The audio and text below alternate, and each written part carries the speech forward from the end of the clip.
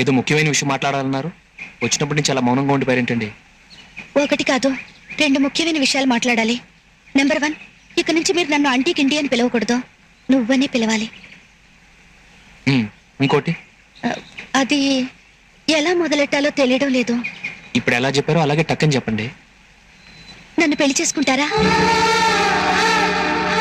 నేను నిజంగానే అడుగుతున్నాను. మీరంటే నాకెంతో ఇష్టం. అందుకే మీతో కలిసి జీవితం పంచుకోవాలని నిర్ణయించుకున్నాను. ఇంట్లో మీ అమ్మా నాన్న ఎదురు చూస్తుంటారు, వెళదాం పదండి. నేను అడిగిన దానికి సమాధానం చెప్పనే లేదు. జరగని విషయాల గురించి మాట్లాడడం అనవసరం. ఎందుకు జరగదు? చదువుకుని డిగ్రీలు తీసుకున్న మీరెక్కడ, చదువులేని వేలుముద్రగాడిని నేనెక్కడ? మీ చదువుకి తెలివితేటలకు తగ్గ వరుడిని చూసి పెళ్లి చేసుకోండి. చదువు డిగ్రీలను చూసి ఇంపార్టెన్స్ ఇవ్వడానికి ప్రేమ అనేది ఎంప్లాయ్మెంట్ ఎక్స్చేంజ్ కాదండి. అది మనసును